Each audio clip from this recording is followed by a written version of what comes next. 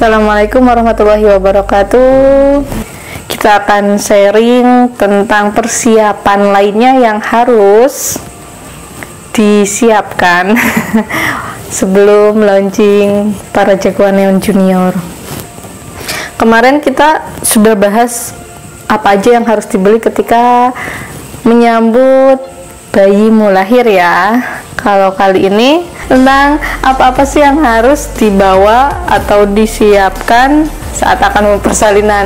Persalinannya itu baik di klinik, puskesmas, di rumah sakit ya, semuanya tetap harus disiapkan ya. Dan kali ini mungkin lebih pribadi ke persiapan ke rumah sakit ya, karena secara pribadi rencana kami mau di rumah sakit, salah satu rumah sakit yang ada di Jogja. Untuk informasi yang ada di video kali ini itu disesuaikan dengan kemana kita akan bersalin, maksudnya di mana kita akan bersalin. Misalkan di puskesmas mungkin berbeda ya pelayanannya sama di rumah sakit, atau di klinik juga berbeda, atau di bidan praktek juga itu akan berbeda. Terus disesuaikan juga dengan hari perawatan di sana berapa hari kayak gitu. Misalkan kalau di rumah sakit rata-rata 3 harian, kalau di bidan praktek biasanya sehari langsung pulang ya. Itu disesuaikan jumlahnya, disesuaikan banyaknya, dan disesuaikan apa aja yang harus dibawa. Nah, ini semua ini sudah berdasarkan beberapa referensi, tentunya dari tulisan, dari nanya ke orang yang sebelumnya sudah pernah bersalin di tempat itu juga penting, karena kan kita nggak tahu apa sih yang paket pelayanannya tuh apa aja yang disediakan di sana. Itu kita harus tahu juga supaya kita bisa menyesuaikan apa aja yang harus kita bawa dan apa aja yang harus kita siapkan. Sini saya menyiapkan 2 tas ya, tasnya yang biasa aja ya, mau bawa koper kegedean guys. Yang ukurannya lebih kecil ini untuk perlengkapan baju bayi, sama ini yang lebih besar untuk perlengkapan ibunya, ayahnya, dan beberapa barang yang cukup ukurannya besar. Ini besar ya guys tasnya. Sebenarnya ada beberapa rumah sakit yang sudah menyiapkan semua perlengkapan ini, jadi kita tinggal datang, bawa uang, bawa dokumen-dokumen yang dibutuhkan. Itu nanti disiapin mulai dari baju pasien, baju bayi, dan kebutuhan lainnya. Tapi untuk jaga-jaga, karena berdasarkan beberapa artikel yang dibaca itu ya tetap jaga-jaga bawa aja. Ini 2 tas cukup ya. Sebenarnya ada rekomendasi 3 tas. 3 tas itu nanti jadi terpisah, baju bayi, baju ibu, sama baju pendamping atau ayahnya. Kebetulan kayaknya sedikit yang dibawa, jadi 2 tas cukup. Yang penting nanti baju bayi tetap terpisah, dan baju ibunya juga di wadah yang berbeda, seperti itu. Kemudian ini sebenarnya belum lengkap semua ya untuk yang ibu sama ayahnya, karena kan masih nanti kita bahas lah di belakang ya. Kita ke perbagian dulu, apa aja yang harus dibawa dan disiapkan untuk bayi yang baru lahir di rumah sakit. Yang pertama itu untuk jumlahnya menyesuaikan ya. Kalau seandainya di rumah sakitnya ternyata bayi nggak pakai baju pasien selama 3 hari itu, kita bawa baju sendiri. Biasanya berdasarkan informasi, hari pertama observasi biasanya pakai baju dari rumah sakit, kemudian hari selanjutnya baru pakai baju sendiri kayak gitu. Ini udah dicuci semua ya guys, jadi pastikan semua yang kain-kain yang langsung bersentuhan sama bayi itu dicuci dulu sebelum dipakai. Ini udah dicuci semua. Yang saya siapkan dan sudah saya rapikan ini ada 3 baju lengan pendek bayi, kemudian 3 baju lengan panjang untuk bayi newborn ya, iyalah newborn. Sebenarnya 3 hari misalkan 3 cukup mungkin ya, tapi ya untuk jaga-jaga tetap bawa selingan lengan pendek sama lengan panjang 3. Kalaupun nggak kepake kan bisa dibawa pulang lagi. Kemudian ini 1 jumpsuit ya, jumpsuit untuk pulang ya, biar agak keren dikit lah pulangnya pakai jumpsuit guys. Tapi nanti menyesuaikan lihat kondisi. Kalau sekiranya pulang cukup pakai baju ini sama popok terus di bedong, ya udah nggak apa-apa, yang penting tetap bawa aja satu baju, satu jumpsuit ini. Kemudian 2 set sarung tangan, kemudian 2 pasang sarung kaki. Selanjutnya 2 buah topi. Ini hal yang paling penting yang harus dibawa ketika persalinan, dan ini dibutuhin banget pas bayi keluar saat proses IMD, inisiasi menyusui dini. Tuh yang dibutuhkan topi sama selimut. Kalau selimut biasanya disediain di rumah sakit. Kemudian 2 buah gurita bayi, tapi yang perekat ya, bukan yang tali. Sebenarnya ini baca dari satu sumber itu di rumah sakit itu tuh sudah tidak diperbolehkan menggunakan gurita, tapi ini buat jaga-jaga aja, siapa tahu ternyata bayinya butuh kehangatan, jadi bawa gurita 2 aja ya. 12 buah popok, 1 buah apa ini, bedong instan ya. Nanti kalau pulang biar nggak ribet gitu pakai bedong instan aja kayak gitu, atau ya nggak, tergantung situasi dan kondisi sih. Sama 3 buah bedong, kain bedong 3. Semoga cukup ya. Ya nanti kalau nggak cukup kan bisa pulang, nggak terlalu jauh kok guys. Tapi tetap butuh waktu untuk perjalanan.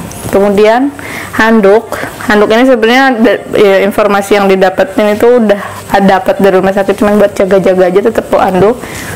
Kemudian selimut, ini selimut tujuan utamanya pas pulang. Jadi kalau seandainya pulang nggak pakai selimut kan kasihan bayinya, dingin nanti di jalan gitu ya. Kalau seandainya nggak disediain rumah sakit juga bisa pakai selimut ini juga ya, tapi kayaknya disediain kalau pas di sana tuh. Kemudian 1 buah kain gendong, kain gendongnya yang tradisional ya, jerik yang panjang banget kayak gitu, karena pasti yang gendong kan nggak langsung ibunya, paling neneknya ya, jadi biar lebih mudah dan praktis neneknya yang menguasai, jadi disediainnya kan gendong jarik. Kemudian 1 buah tisu basah, biar nggak usah beli-beli, nggak usah bolak-balik ke minimarket atau nggak usah bolak-balik ke toko. Sama 1 buah tisu kering khusus baby ya, ini yang khusus baby semua guys. Kemudian ini satu paket toilet trace, sampo sama sabun yang jadi satu produk ini 2 in 1, terus minyak telon sama baby oil. Sebenarnya ini pasti disediain guys di sana, cuma ya buat jaga-jaga, tetap semuanya jaga-jaga aja sih, tujuannya itu. Nggak ada ruginya kalau kita bawa lengkap. Sama 1 pak popok, ini rencana mungkin setengah ya yang dibawa, tergantung kebutuhan juga, tapi dipikir-pikir mending lebih baik bawa setengah aja, karena nanti kebanyakan yang dibawa seperti itu. Nah ini yang khusus bayi ya guys. Nanti kalau menurut teman-teman ada yang kurang untuk perbagian, ya bisa di komen di bawah ini ya, seperti itu. Selanjutnya kan yang pergi ke rumah sakit gak hanya bayi ya, sama ibunya. Ya iyalah, sama ibunya yang mengandung kok. Untuk ibunya, hal-hal yang paling penting yang disiapin adalah yang pertama apa ya? Nah ini 1 tumpuk apa ini? 1 tumpuk perkainan ya.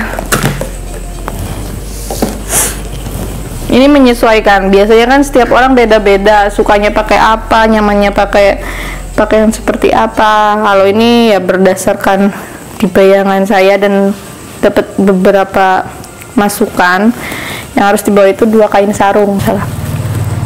Kemudian 1 buah ini apa, jarik lurik, jarik yang kain ya, kain jarik lah.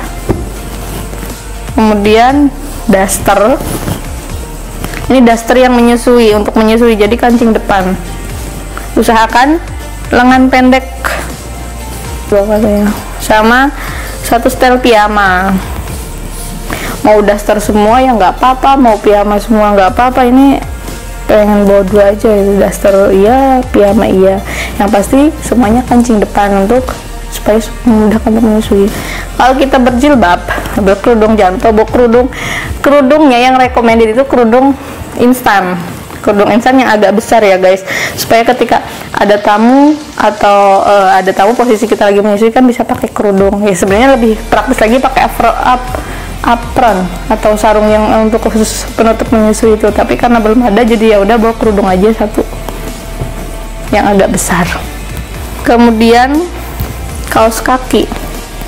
Kenapa orang bersalin bawa kaos kaki? Karena dari beberapa sumber itu katanya kalau ibu mau melahirkan saat persalinan itu dingin. Jadi kan biasanya kalau dingin bagian kaki ya yang sangat sensitif, jadi tetap jadi bawa kaos kaki. Kemudian pakai sendal yang nyaman, sendal jepit lah intinya tuh, sendal jepit, supaya kalau lagi disuruh jalan-jalan, kan biasanya pas kontraksi suruh jalan-jalan supaya memudahkan persalinan itu nyaman. Kemudian ini stagen dan korset ini kita bawa supaya kalau seandainya memang dibutuhkan ditanyakan suster atau biasanya ditanyakan suster udah punya belum, udah bawa belum ya, karena sebelumnya udah pernah ada pengalaman ini ya, pengalaman menginap di rumah sakit gitu.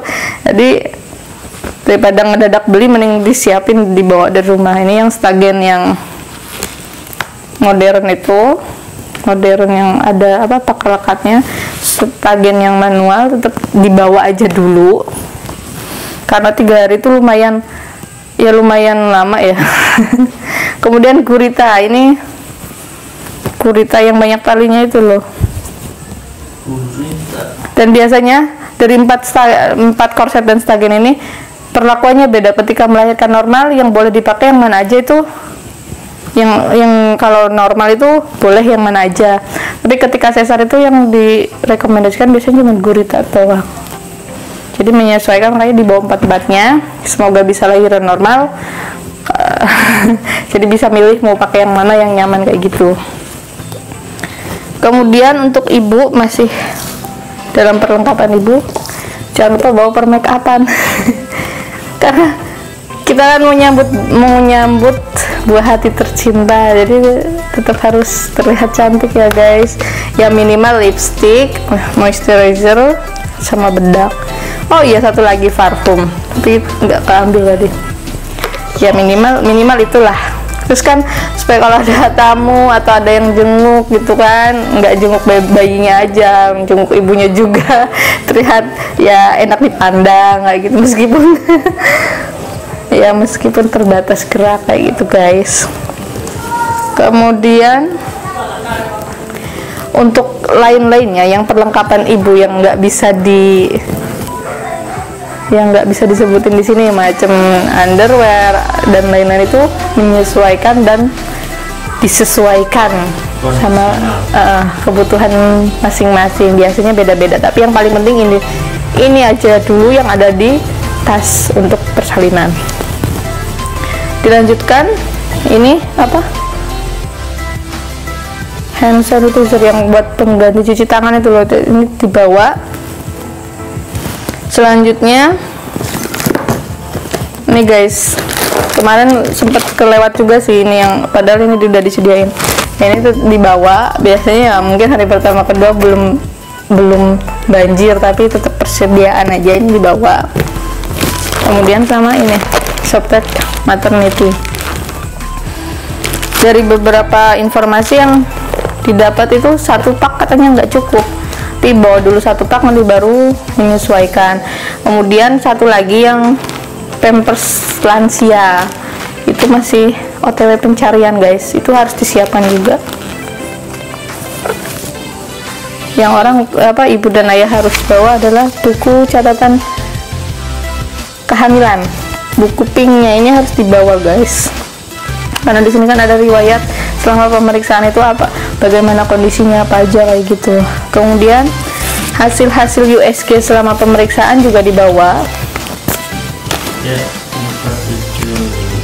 Kemudian kartu rumah sakit, kartu BPJS, kartu identitas. Sekian, kalau ada yang kurang nanti di komen-komen di bawah ya guys.